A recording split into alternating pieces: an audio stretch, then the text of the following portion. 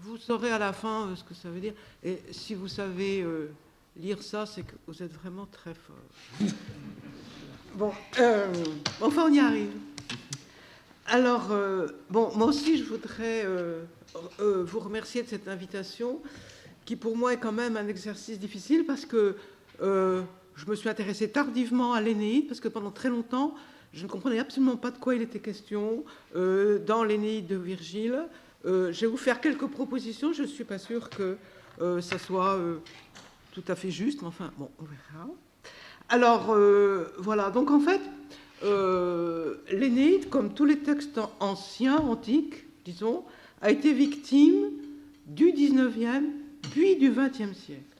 C'est-à-dire qu'en fait, on est obligé de prendre des distances avec l'image qui en a été créée à ce moment-là. En effet, pendant ces 2 siècles, les historiens ont développé ce que j'appellerais une idéologie primitiviste de la fondation. Je parlais de la fondation.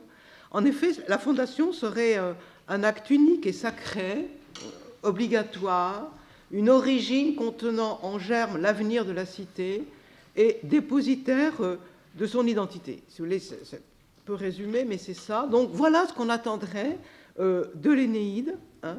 Et alors, c'est ainsi que l'Énéide a été classée parmi les grands chants mythiques. Alors, il y a un texte très étonnant de Fustel de Coulanges dans la Cité antique, donc en 1864. Hein, je ne vais pas lire tout le texte, mais vous voyez que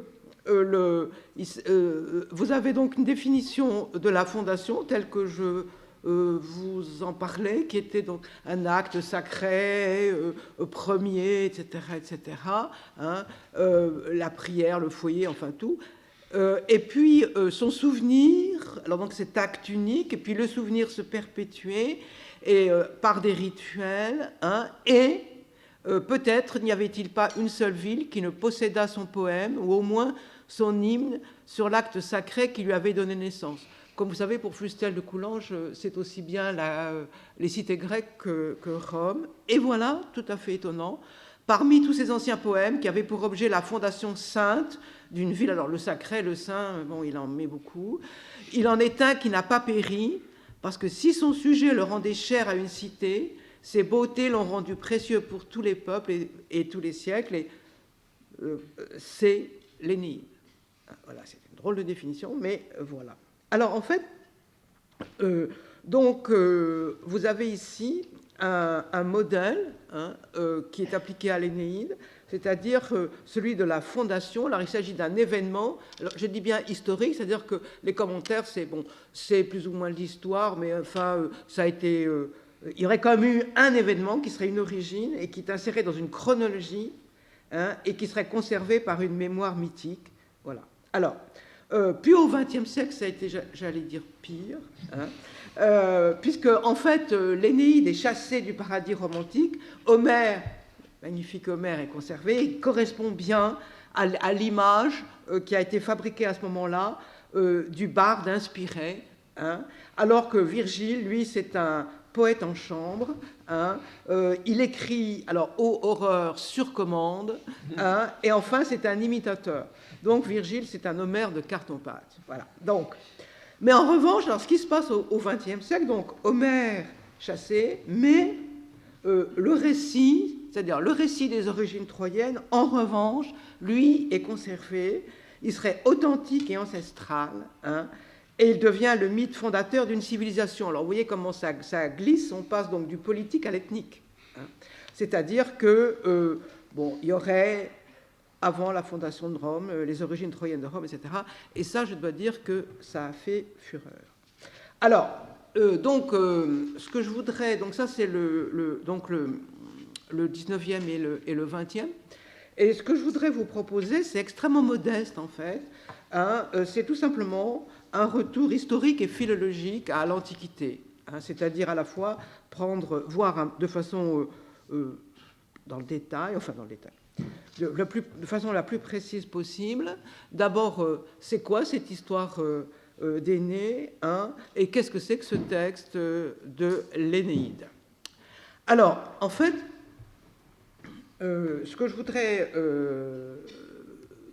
dire très, très simplement, c'est que certes, l'Énéide est un récit de fondation, mais ce n'est pas pour autant que ça en fait un texte fondateur. Je veux dire, c'est là où il faut faire quand même attention, quitte à... alors, je ne vais pas vous décevoir, je vais quand même vous dire que ça a fondé quelque chose, mais peut-être pas ce à quoi on s'attend. Alors, donc, oui, j'ai mis en fait les trois termes grecs et latins que je vais utiliser.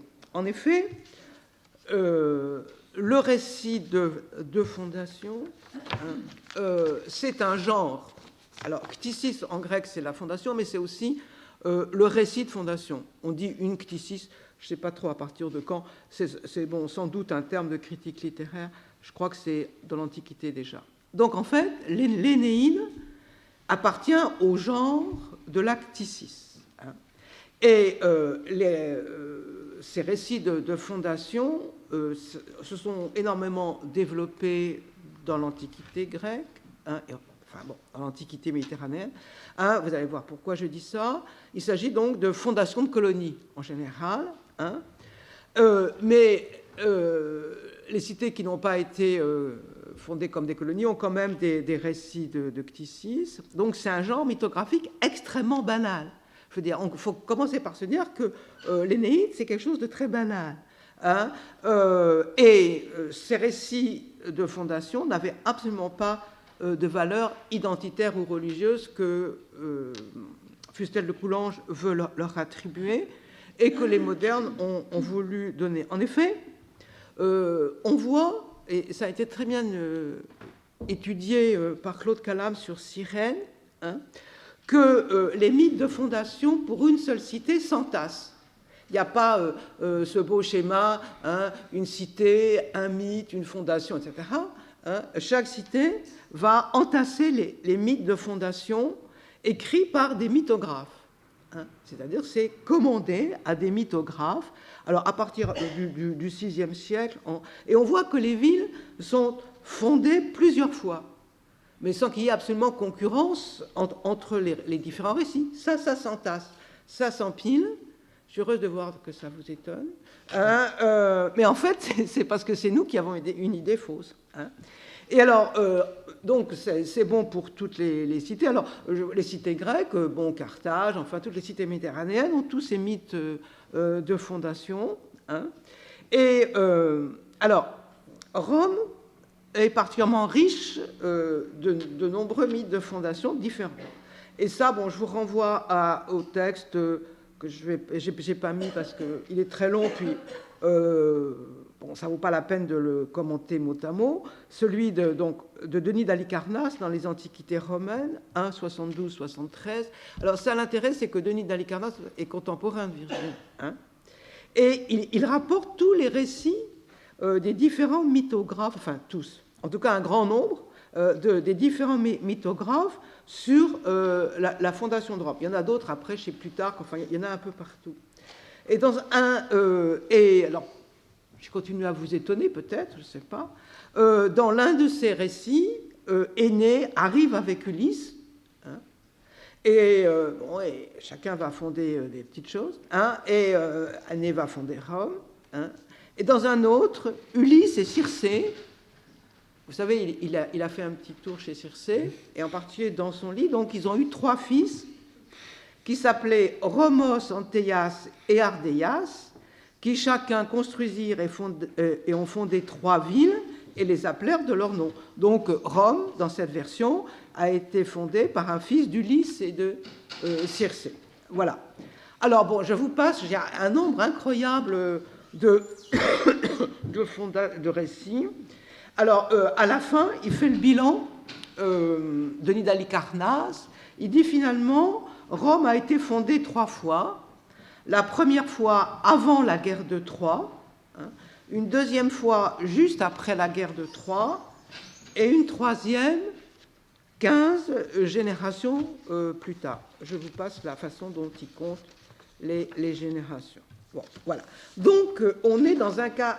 vous voyez, donc, en fait, il y a des couches successives de fondation. Alors, vous allez me dire pourquoi hein, il commande tant de... Pourquoi toutes ces versions? Alors, est-ce qu'il va falloir faire... les mettre ensemble, voir la... Bon, non, pas du tout. C'est pas du tout des variantes très anciennes, archaïques, etc. Pas du tout. Souvent, d'ailleurs, on connaît les noms des mythographes qui les ont créés, en particulier pour celle d'Énée. Hein. Mais en tout cas, alors ça a été très bien. Ces nombreux mythes de fondation servent en fait à établir des syngeneiai, c'est-à-dire des cousinages entre les cités. Hein. Alors ça a été très bien étudié, ça, par Olivier Curti. Hein, alors, je lis comme ça, je pourrais vous donner les références. Les parentés légendaires entre cités grecques, catalogue raisonné des inscriptions, etc., en 1995. Et pour ce qui est de l'Italie, c'est le très beau livre de Dominique Briquel, qui s'appelle « Les pélages en Italie, recherche sur l'histoire de la légende ». Et en fait, alors, ce qui se passe, c'est que tout ça, toutes ces cités, donc pour faire une politique extérieure, c'est une fonction diplomatique, soit pour faire des alliances, soit pour faire la guerre, la cticis, c'est le langage de la diplomatie. Hein. En effet, vous avez un système de cités, il n'y a pas de droit international, etc. Donc, pour rencontrer des gens et leur expliquer qu'il faut faire une alliance, hein, eh bien, on utilise la syngeneia. C'est extrêmement simple. Hein. Et alors, pour ça aussi, alors, on utilise évidemment les héros voyageurs hein, de la mythologie, ou les héros homériques. C'est là où on va retrouver Homère. Et alors, quitte à changer un peu le texte homérique, mais bon, ça ne pose pas de problème. Hein. Vous savez, il est dit que Énée deviendrait le roi des Troyens. Alors on change, on remplace Troétie par Pantétie. Voilà. Bon, et il devient le roi de tout le monde. Bon, enfin bon, ça c'est pas un problème. Je veux dire, comme il vous a été très bien expliqué, beaucoup mieux que je ne pourrais le faire. Hein, il n'y a pas de sacralisation des textes. Il y a pas de ça. Alors, donc en fait, toutes les villes d'Italie ont commandé à partir du VIe siècle au moins des ctiseis hein, à des mythographes ou des logographes grecs. Hein. Et alors, pour faire ces récits mythographiques, tout le monde y passe. Hein. On utilise tous les héros voyageurs, hein, Héraclès, Ulysse, Énée et leurs compagnons, hein, et pour en faire les fondateurs des cités méditerranéennes. Hein. Et alors, il y a aussi un système qui est le nom de la cité, hein, qui inspire, entre guillemets, on n'est pas avec les muses, hein, des noms. C'est-à-dire, c'est Rome donne Romulus, et donc vous demandez à un mythographe qui va se faire payer, hein, et on va donner donc, ah oui, Rome donne Romulus, mais il y en a un autre, ça donnera Romée, qui est une femme troyenne, etc. Donc, alors vous avez un système intéressant, c'est-à-dire que les héros de l'épopée hein, vont s'allier aux habitants du lieu, hein, eux-mêmes souvent issus de mariages mixtes, résultat de précédentes migrations. Donc, et par exemple, alors là encore, j'espère vous étonner, hein, les aborigènes, dont vous pouvez penser que c'est la même chose, les autochtones, pas du tout. Hein, selon Caton l'Ancien, qui n'est pas susceptible d'aimer trop les Grecs, raconte que les aborigènes sont issus de Grecs, hein, qui ont été là avant. Vous savez, c'est les Arcadiens qui ont... Alors, ça remonte à la nuit des temps. Alors, donc, en fait, pour revenir à l'Énéide, l'Énéide va reprendre une cticis de la cité de Lavinium, hein, tout simplement, si je peux dire, qui a été fondée par Énée, qui aurait épousé la fille du roi mythique Latinus. Latinus, oui. Bon. Alors, c'est d'autant plus facile qu'il y a un petit port en bas. Lavinium, c'est un peu au sud de Rome, du côté, près de la mer, il y a un petit port qui s'appelle Trouia. Vous savez, c'est un nom assez fréquent en Italie. Donc, voilà, donc tout ça, il n'avait pas beaucoup de travail à faire. Et surtout que Énée a déjà, on le trouve dans d'autres récits de fondation. Hein. Et voilà, donc en fait, je vais insister encore sur la banalité de l'histoire. Hein. Lavinium, fondé par Énée. Alors, oui, tout de suite aussi, Troyens ou Grecs, c'est absolument la même chose. Hein. Les Troyens sont des Grecs. Vous savez que le gros défaut que nous avons en français, hein, c'est de traduire grec par achéen par grec. Ce qui fait qu'on construit une opposition, il y aurait les Grecs et les pas Grecs, les Troyens seraient des pas Grecs. Bon, tout ça ne marche pas du tout. Hein, il suffit de lire Homère. Vous voyez, ces gens sont tous de la même culture. Voilà. Donc, alors, bon, je vous dis ça parce qu'il y a quand même eu une inflation ethnographique, sur Énée, qui ne serait pas grec. Alors, bon, non, tout ça n'est pas, je dirais, n'existe pas dans l'Antiquité. Alors, quand même, il reste une question hein, qui est monumentale. C'est pourquoi Virgile a-t-il raconté cette cticis de Lavinium hein, qui, au fond... Alors, pourquoi Énée et pourquoi pas Romulus? Bon. Hein. Alors, certes, bon, vous avez tout de suite la réponse, mais elle est courte. C'est-à-dire, bon, certes, il écrit pour Auguste, hein, et la gens Iulia prétend descendre de Iule, hein, comme vous savez, fils d'Énée, hein, et donc Auguste, par adoption, mais ce n'est pas un problème, hein, descend. Voilà. Alors, en fait, donc, il y aurait une première hypothèse, mais qui ne rendrait pas compte de l'Énéide en tant que texte. Hein. Il s'agirait simplement de la récupération d'une cticis, d'un récit de fondation, au profit d'une famille, là aussi, phénomène extrêmement banal. Enfin, on est dans la banalité absolue. Alors, bon. Mais ne vous en faites pas, on va progresser. Alors, en effet, un récit de cticis, un récit grec, et là, ça va devenir plus compliqué. On va passer de la cticis à l'origo. Alors, en effet, je répète, l'Énéide n'est pas le récit de la fondation de Rome, comme quelquefois on le lit, d'ailleurs, dans des manuels. Bon, mais de Lavinium, vous savez, ça s'arrête, on va fonder Lavinium. Alors, c'est là où ça devient intéressant, c'est Lavinium. Lavinium n'est pas n'importe quelle cité, et là, je vais donc utiliser les travaux de Yann Thomas et son livre « Origine et commune patrie, études de droit public romain, 89, etc. » Ça a l'air très austère, et en fait, c'est absolument extraordinaire, passionnant et révolutionnaire. Vous allez voir pourquoi. En effet, donc, Yann a travaillé sur cette affaire de Lavinium, alors, qu'est-ce que c'est Lavinium? C'est une cité latine, c'est-à-dire, bon, mais qui a un statut singulier unique qui s'est prolongé. En effet, Lavinium est une cité qui est maintenue, alors, fictivement, vous savez, Rome fonctionne essentiellement sur la fiction. Hein. Elle est elle-même une fiction, comme vous allez voir. Bon. Alors, elle est maintenue fictivement à l'extérieur de Rome. C'est-à-dire que sous l'Empire, alors que bon, tout est devenu romain, hein, elle reste une cité extérieure, puisque chaque année, le traité d'alliance est renouvelé, hein, le traité qui la lie à Rome. Mais alors, c'est d'autant plus étonnant qu'il n'y a plus personne, hein, et que c'est une cité fantôme. Alors, justement, ça vous donne l'importance. Mais alors, pourquoi? Alors, toute l'histoire tient au fait qu'elle conserve le sanctuaire des pénates de Rome. Hein. Donc, les pénates, je vais expliquer les pénates et pourquoi c'est intéressant. Les pénates de Rome ne sont pas dans Rome, mais sont dans une cité extérieure à Rome et maintenue artificiellement à l'extérieur de Rome.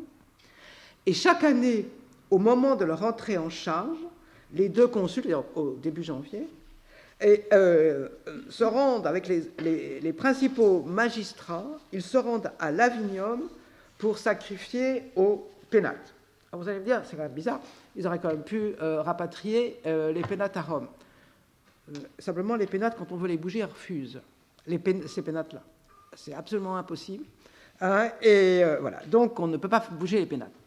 Vous savez, il y a des dieux, c'est assez fréquent, les dieux qui ne veulent pas changer, ne veulent pas bouger de place.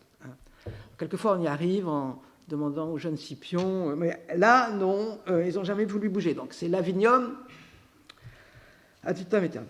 Or, alors, qu'est-ce que c'est que ces dieux pénates?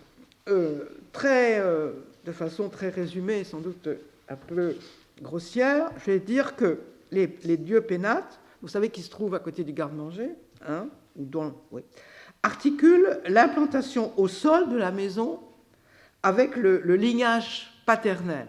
Hein, voilà. Et donc, alors, c'est vrai donc pour une maison, et ici il s'agit des pénates de Rome. Donc on s'attendrait à ce que ces dieux soient à Rome, dans la Regia, c'est-à-dire ça aurait été les dieux des rois, ou au moins dans le sanctuaire de Vesta. Donc Rome n'a pas de pénate. Donc si Rome n'a pas l'Avinium, hein, elle n'est pas complète. Elle n'est pas articulée légitimement au sol. Hein. Et donc Rome n'est complète comme cité politique qu'avec l'Avinium. Alors, c'est évidemment très, très, très étrange. C'est là où les choses commencent à devenir intéressantes. En effet, ce pèlerinage, alors je rappelle donc le pèlerinage des 2 consuls au début de l'année, définit rituellement ce que les Romains appellent l'origo. Nous voilà avec l'origo. Alors, vous avez toute une série de termes, orior, le origo, etc., hein, et intraduisible en grec. Et l'origo, c'est précisément le premier ancrage d'un homme venu d'ailleurs dans une... Alors, je dis ça comme ça, j'ai écrit parce que c'est un peu compliqué. Et donc, vous avez un homme venu d'ailleurs dans une cité rattachée à Rome et dont tous les citoyens ont la citoyenneté romaine. Alors, Claude Cala m'a dit que c'est le système suisse, c'est-à-dire qu'en fait, on est citoyen romain que par le rattachement à une cité qui n'est pas Rome.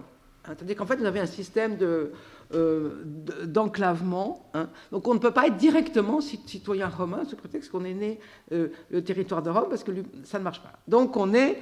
Alors, souvent, cet ancêtre venu d'ailleurs est une pure fiction. Hein. Mais c'est comme ça. D'ailleurs, entre parenthèses, quand vous regardez les grands hommes de Rome, aucun n'est d'origine entre guillemets romaine, aucun ne descend des patrès, etc. Et pour prendre le plus illustre dans la suite des événements, c'est César. César dont le nom est Osque. Caesar, sans doute Osque. En tout cas, comme vous savez, les finales en art ne sont pas du latin. Donc il est venu d'ailleurs. Alors, bon, on a inventé une histoire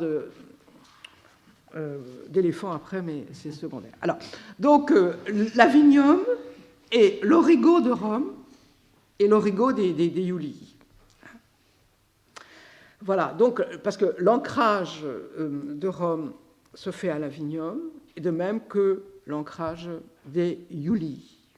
Donc, vous voyez, c'est là où c'est extraordinaire, hein, particulier, et non plus banal, on sort de la banalité dont je vous parlais tout à l'heure, ce récit de Cticis de l'Avinium, donc associe à la fondation d'une cité d'Italie, hein, une grande famille romaine, ici les Iulii, dont l'origo est cette cité.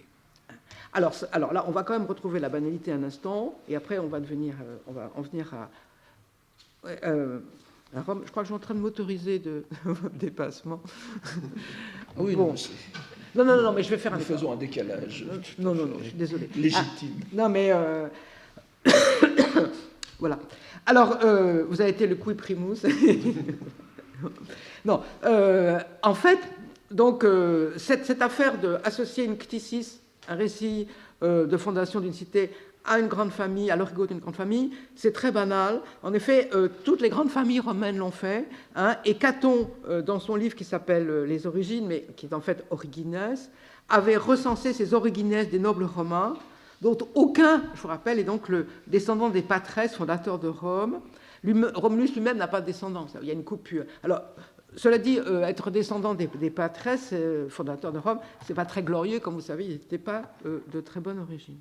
Alors, voilà. Donc, bon, alors, à l'époque, donc... mais alors, vous voyez, ce qui se passe, c'est que... Alors, oui, juste pour vous montrer, vous montrer comment ça se passe, voilà. Juste utiliser l'Énéide, hein, sur la façon dont ça se passait. Alors, l'Énéide a redoublé cette affaire-là. Bon, c'est-à-dire que l'Énéide, parce qu'elle fonctionne comme l'Homère, mais ça, j'en suis en train d'anticiper, hein, Ah oui, j'aurais dû traduire, mais j'ai pas traduit. J'y ai pas pensé. Non, mais bon, c'est facile. Hein. Vous avez ici... non, ce sont les... Alors, c'est dans l'histoire de la course navale. Et vous avez donc toutes les séries de ceux qui sont les champions. Et vous avez donc Mnestheus, qui est un nom grec, Mox Italus Mnestheus, Genus Aco nominé Mémi. Donc en fait, la gens Mémia, elle vient de Mnesthé. Et ensuite, Sergestus Coedomus, Tenet Aco, Sergia Nomen. Je n'ai même pas besoin de vous le traduire. Hein. Sergestus. Mais j'ai oublié que. Je suis ridicule parce que si on me donnait ça en japonais, je serais évidemment. Voilà. Mais on a tellement le sentiment que tout le monde sait le latin. Alors, donc Sergestus, Aco, dont la maison a le nom, la famille Sergia tient son nom. Voilà. Alors, donc en fait, alors, ce qui est intéressant, c'est vous vous rendez compte de ce qui se passe. Hein, quand on va de la cticis à l'origo. En effet, on change complètement de temporalité. Lorsqu'on est dans la cticis, hein, et on utilise donc des noms, et on est donc dans un système généalogique grec, hein, où vous avez donc des généalogies fils 2, fils 2, fils 2, hein, et vous avez un nom, et voilà. Tandis que lorsqu'on entre dans le temps des familles romaines, on a une gens, on a gens Julia, il y a les Julii, et on n'a pas ce temps qui est creusé hein, par toute la généalogie. Il n'y a pas de généalogie. Hein. Et donc tous les Julii sont dans un temps présent. Ils sont tous Julii, hein, ils ont tous la même origo. Hein, et peu importe, en plus, comme vous savez, bon, il y a, enfin, bon, je ne vais pas rentrer dans la nobilitas romaine. Hein, si vous voulez, je pourrais vous expliquer ça. Yann Thomas aussi bien travaillé là-dessus.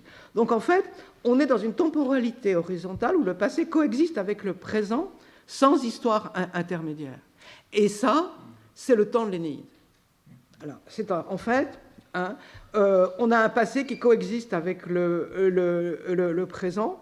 Hein, et ça n'est pas propre à Virgile. On s'aperçoit que ce temps de l'origo, c'est celui des premiers historiens romains qui d'ailleurs écrivent en grec. Hein. Alors, ça, on en sait suffisamment pour pouvoir dire qu'ils commencent tous avec des récits de Ctesias, hein, donc des récits pris au métagraphe, et puis pouf, on passe aux événements contemporains. Hein.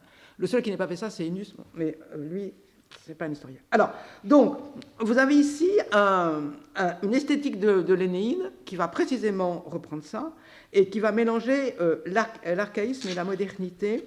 Alors, évidemment, j'ai encore mis un texte en oubliant de le traduire, mais je vais vous raconter ce qu'il raconte. Alors, en fait, il y a un texte absolument extraordinaire. Alors, voilà. En même temps, ça va faire des recoupements avec Homère.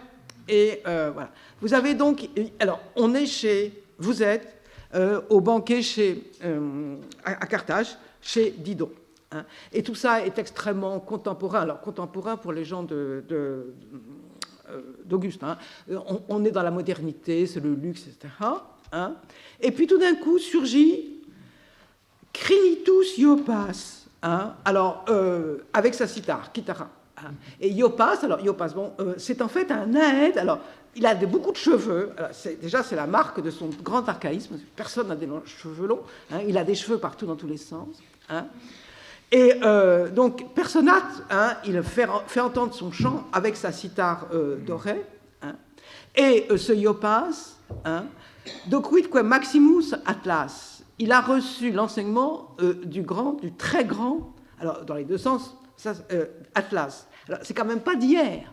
Hein, donc vous avez tout un type qui sort de la mythologie la plus archaïque pour aller chanter chez Didon. Hein. Alors, soit c'est de l'humour, hein, mais je ne pense pas. Et alors, je continue. Alors, qu'est-ce qui chante ce Crinitus Iopas? Ce Crinitus Iopas, hein, chante ce que chanterait un érudit alexandrin, c'est-à-dire un poème astronomique, pas du tout mythologique. Icanit erantem lunam solisque labores. Il chante. Alors canit, ça veut dire il chante comme en latin. Canit, c'est le chanteur épique. Il chante. Donc, je sais pas. Le cours de la lune. Et solisque labores, c'est une façon de dire les éclipses. Voilà, les ennuis du soleil, les épreuves du soleil. Bon, unde hominum genus et pecudes. Enfin, en fait, il fait un voilà, excusez-moi, j'espère que ça n'a pas. Voilà, donc il fait une sorte de dénaturé. Enfin, il chante tout. Il chante. Enfin, c'est un physicien. Voilà. Bon, donc vous avez ici vous avez ici l'image même de l'esthétique de l'Énéide. Et alors, donc, vous avez le passage de l'Actisis à l'Origo. Pour la famille des Iuli. Alors, évidemment, des Iuli, on ne sait rien. On sait juste qu'il y a eu un prêteur, mais au-delà du IIIe siècle, on ne sait absolument rien. Alors, donc, maintenant, on en vient, et je vais terminer là-dessus, à l'Énéide elle-même. C'est que, donc, en passant, il va passer de l'Actisis à l'Origo en réécrivant Homère, le but étant quand même très clairement de remplacer Homère. Et le pire, c'est qu'il a, je suis désolé, réussi. C'est donc dans la vie de Virgile, j'ai continué à ne pas traduire, je ne sais pas ce qui m'a pris. Je crois que j'étais tellement dans le sujet que j'ai oublié que c'était du latin. Alors, donc, Donat, grammairien, explique donc il a fait l'Énéide, avec un sujet, un argumentum, un scénario complet, varié, complet et complexe, mais quasi amborum homeri carminum instar, en suivant le modèle des deux, donc c'est un Homère restreint, des deux chants homériques, et il a mélangé praetera nominibus acrebus graecis latinisque commune, et il a fait en fait un poème qui est à la fois grec et latin. Alors, et in quo, quod maxima sonoma, Romanae simul urbis et Augusti origo continetur, comme vous voyez, je n'ai rien inventé, dans lequel l'origo, alors je ne traduirai pas parce que l'origo d'Auguste et celle de la ville de Rome sont contenues. Voilà. En fait, continetur, c'est mal traduit, dont le sujet est. Voilà. Alors, donc, c'est l'Odyssée plus l'Iliade, et c'est la volonté, et un poème qui est à la fois grec et latin.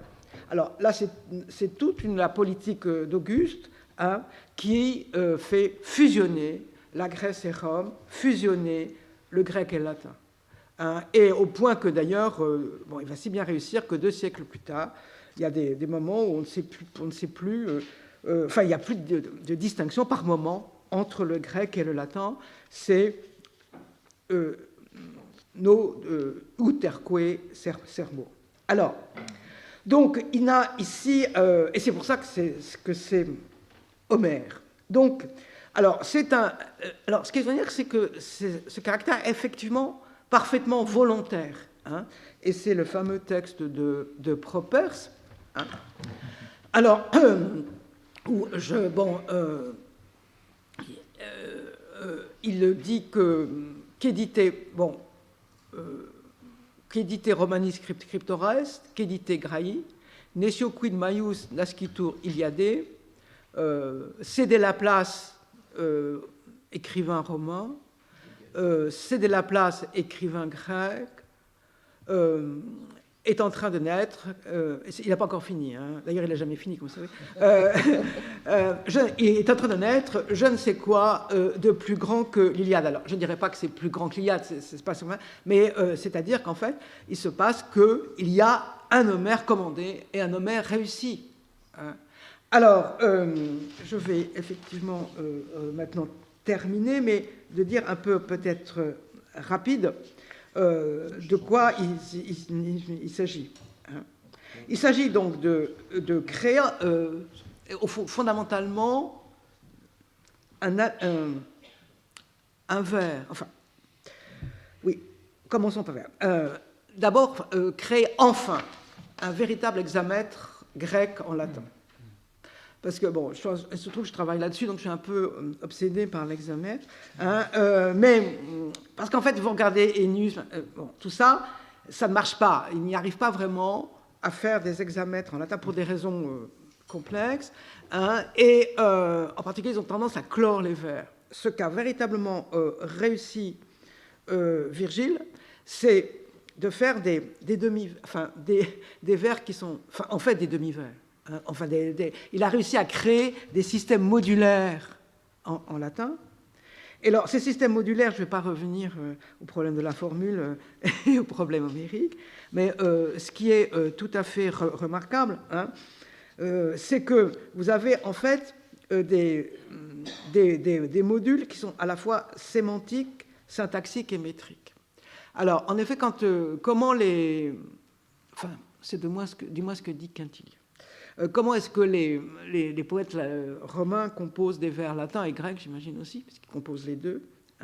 En fait, ils ne composent pas dans le vide. C'est toujours des vers précédents qui vont être repris. Et donc, mais alors, il faut à la fois, si vous voulez, il faut qu'on puisse avoir le nom à l'accusatif, l'autre nom à l'accusatif. Donc c'est pour ça que j'ai dit que c'est à la fois des modules métriques et syntaxiques. Mais en plus, visiblement, c'est pas aussi austère que ça, c'est qu'il y a toute une thématique qui va avec.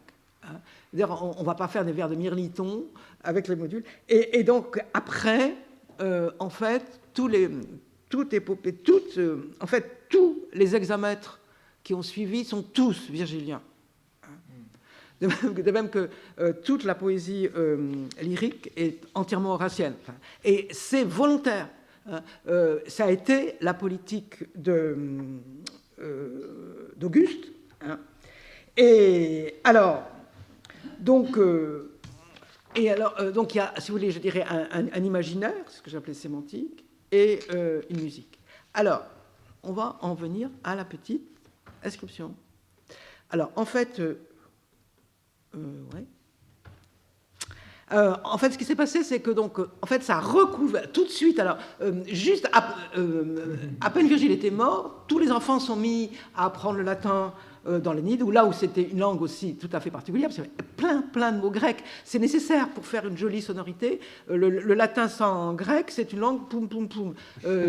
C'est dit aussi par Cicéron. Il faut absolument faire des xi, des zeta, des chi. Enfin, d'ailleurs, c'est des si, enfin bon, voilà tout ça, et surtout pas donc des peu.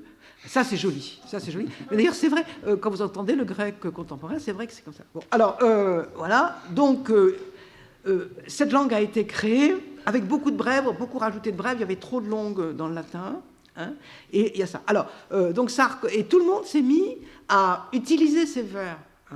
Alors à la fois pour créer de la nouvelle poésie, mais aussi pour faire.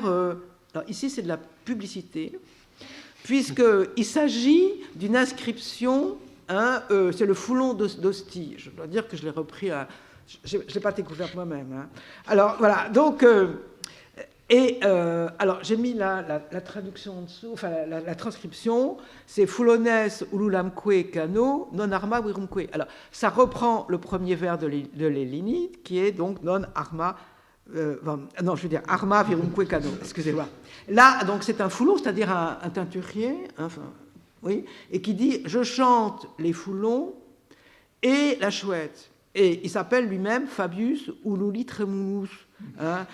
Donc, il a un nom fait, je sais pas, c'est un tremblement de chouette. Voilà. Donc, et il dit « Non, moi, mon truc, c'est pas arma virumque cano ». Alors, on pourrait faire un long commentaire.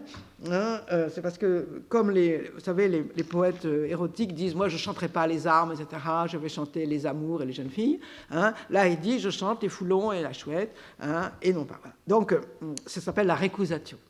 Donc, c'est là sur laquelle les choses, je voudrais terminer, en faisant le bilan. En fait, dans l'Énéide, il y a 4 modèles mis en œuvre, une ctisis, une Rigaud, un poème des retours, puisque c'est celui de l'Odyssée, c'est entre guillemets un retour, mais qui est un aller d'Énée, quoique, et une épopée guerrière. Mais tout ça dans un système systématiquement non chronologique. Ce n'est pas une histoire du passé. Il n'y a aucun référent virtuel. Et je dirais, pour dialoguer avec les narratologues, qu'il n'y a aucun monde possible. Vous ne pouvez pas faire un monde possible dans...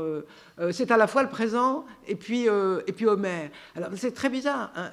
Tout ça, et si vous regardez, c'est totalement incohérent. L'Énéide, alors c'est pour ça que totalement incohérent, hein, mais c'est pas gênant. En plus, même, il y a des incohérences narratives. Je vous donne juste un exemple, c'est l'histoire de la nourrice.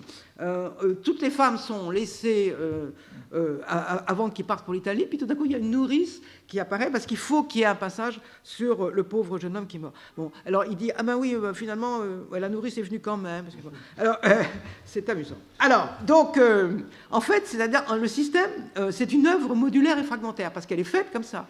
Elle est faite pour être citée par petits bouts, hein, et donner des modules pour pouvoir écrire. Hein. Donc, vous avez donc une multitude d'entrées aussi sur les literae et les savoirs anciens, parce qu'il n'y a de literae à Rome que si on a des éditions commentées. Hein. Sinon, c'est n'importe quoi, ça ne fait pas passer des literae. Donc, d'emblée, il a été commenté, l'Énéide, avec... L'essentiel, c'est de pouvoir ouvrir sur tout le savoir du monde. Bon, là, je renvoie à la façon dont Christian Jacob a très bien montré ça, la façon dont une œuvre ouvre sur tout le savoir du monde par fragment. Hein. On prend un vers, on dit « Ah oui, mais... » etc. Alors, bon, vous connaissez sans doute les glosses de Servius ou les commentaires de Macroy. Donc, là est justement la fondation virgilienne. Hein. Ça n'est pas Rome, ça n'est pas l'Avignon, au sens fondateur, au sens où nous l'entendons aujourd'hui, c'est la fondation d'une tradition poétique. Hein. Et c'est ça qui est important, mais je crois que ça nous met aussi en relation avec Dante. Hein. C'est une tradition, c'est une langue, c'est une tradition poétique. Et c'est-à-dire que, et alors là, c'est pas le hasard, ou bien, bon, enfin c'est bien l'histoire, mais c'est fait pour ça, et ça a marché comme ça. Je veux dire, c'est peut-être le plus étonnant. Voilà.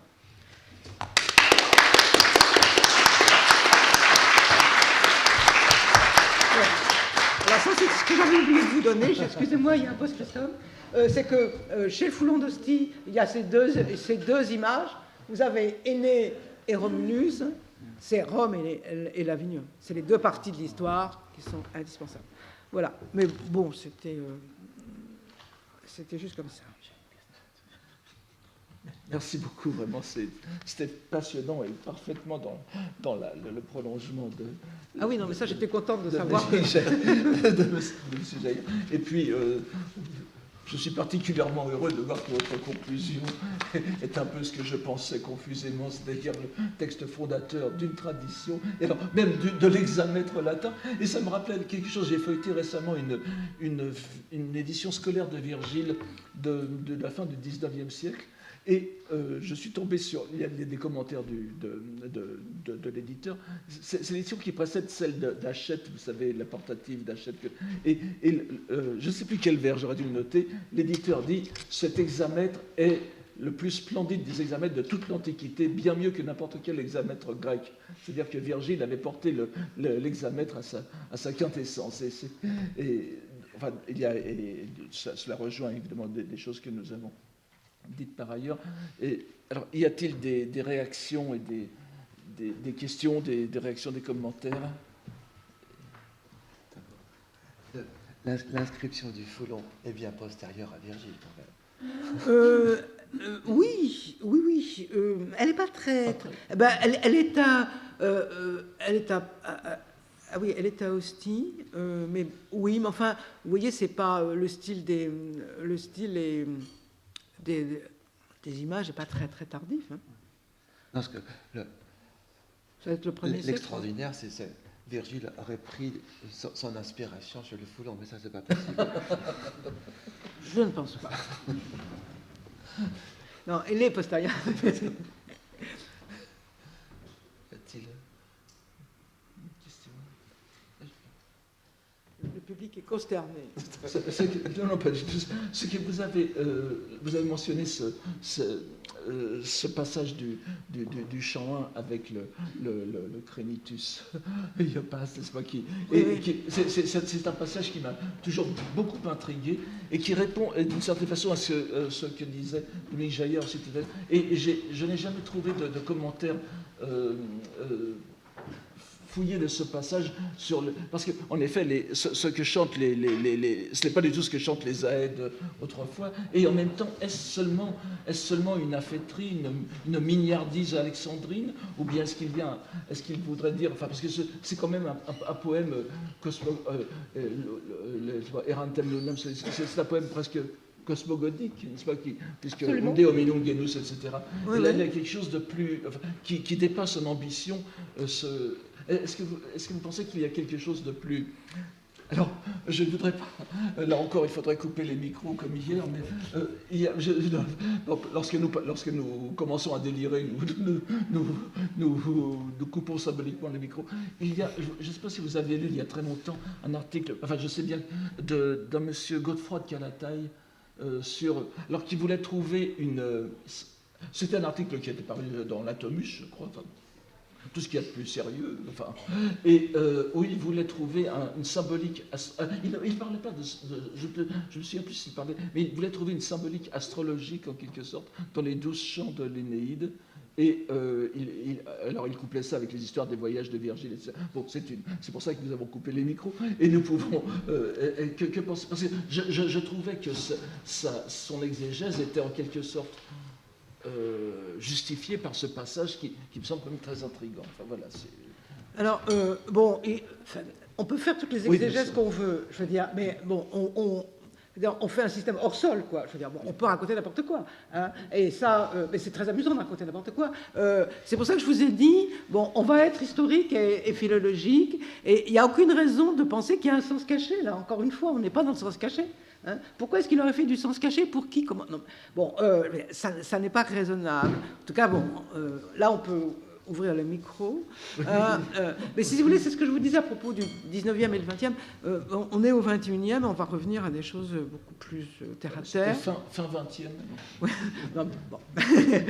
Non, ce que je veux dire, non, pour moi, c'est pas du tout bizarre. Hein. Alors, je dirais, je ne parlerai pas d'affaîtrie alexandrine, je pense que je... Non, vous l'avez pas. Non, mais ce qu'il voulait, on a pris l'habitude, mais il n'y a aucune raison de dévaloriser les Alexandrins. C'est une autre esthétique. Hein. Alors là, il y a, si vous voulez, c'est volontaire. Je veux dire, on est dans une dénégation du temps. Hein. On est dans un temps immobile, mais si vous êtes... Bon, donc on prend Atlas, hein, et puis qui, a enseigné... alors, non seulement ça, mais c'est aussi une génération qui a peuplé... il y a la génération d'Atlas, il y a déjà des mythographes qui les utilisent, donc... Voilà. Alors donc ça c'est... Et puis, vous avez raison, c'est un peu... Alors je dirais, oui, cosmogonique si vous voulez, mais je serais plutôt cosmologique parce que vous n'avez pas de don de Dieu, hein, c'est les étoiles. Hein. Alors, mais je vais vous donner un autre exemple. Il n'y a pas de sens caché. Hein, c'est rempli de choses comme ça. Je ne sais pas si vous vous souvenez quand Énée visite ce qui sera le futur emplacement de Rome. Hein. Donc, il est là avec l'Arcadien Évandre. Donc, ils vont. Alors, on pourrait croire qu'ils disent que c'est une forêt, etc. Pas du tout. Il dit. Alors là, Évandre, on ne sait pas qui parle, sans doute c'est Virgile, et il est dit là, il y aura plus tard ceci, ça. Donc, vous avez un. Donc, c'est complètement aberrant, je veux dire. Mais c'est plein d'histoires comme ça. Hein. Donc, Énée se fait dire là, il y aura plus tard les somptueuses demeures, parce qu'il est sur le Palatin. Mais, bon, tout ça, c'est pour ça que je vous dis, c'est pas un monde possible. Hein. C'est fait uniquement pour les contemporains de Virgile. Alors, nous, on n'arrive pas à prendre ça au sérieux. Mais je crois qu'il faut faire vraiment, bien qu'il s'agisse de Rome, un voyage anthropologique puissant. Les Romains ne sont pas nous. Hein. Et ils ont cette façon de tout d'un coup d'abolir le temps. Mais c'est pour ça que c'est intéressant que ça nous vienne du droit, hein, puisqu'en fait, le droit romain est sans doute la chose la plus étrange qui soit. Et donc, entrer par le droit romain dans Rome, c'est pas mal. En plus, c'est Yann Thomas qui était un homme absolument génial. Hein, et voilà. Donc, je pense qu'il faut prendre l'Origo pour ce qu'elle est, hein, c'est-à-dire une fiction. Et donc, l'Énéide, c'est ça. Je sais que c'est un peu dur, mais... Non, non, c'est très